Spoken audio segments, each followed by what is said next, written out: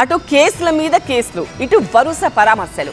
మాజీ మంత్రి అంబటిపై పాత కొత్త కేసులని తిరగదోడే పనిలో ఉన్నారు అధికారులు.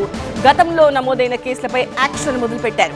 బెయిల్ కోసం అంబటి, కస్టడీ కోసం అధికారుల ప్రయత్నాలు కొనసాగుతున్నాయి. మరోవైపు అంబటి కుటుంబ సభ్యులను పరామర్శిస్తున్నారు వైసీపీ నేతలు.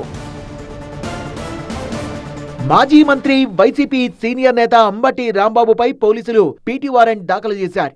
మెడికల్ కాలేజీలని ప్రైవేటీకరించడాన్ని వ్యతిరేకిస్తూ గతంలో చేపట్టిన ఆందోళన సందర్భంగా బ్యారికేడ్లు తోసుకుంటూ వెళ్లిన ఘటనలో అప్పట్లోనే అంబటిపై కేసు నమోదైంది. కేసుకు సంబంధించి పట్టాభిపురం పోలీసులు లేటెస్ట్ గా పీటీ వారెంట్ ను కోర్టులో దాఖలు చేశారు. దీంతో ఈ నెల 11వ తేదీలోపు అంబటి రాంబాబును కోర్టులో హాజరుపరచాలని న్యాయస్థానం ఆదేశాలు జారీ చేసింది.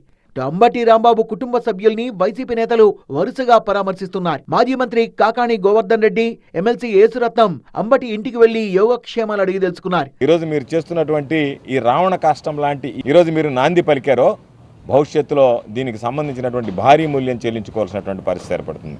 మరోవైపు ఇబ్రహీంపట్నంలో మాజీ మంత్రి జోగి రమేష్ ని, ఆయన కుటుంబ సభ్యుల్ని కూడా కాకాణి గోవర్ధన్ రెడ్డి పరామర్శించారు.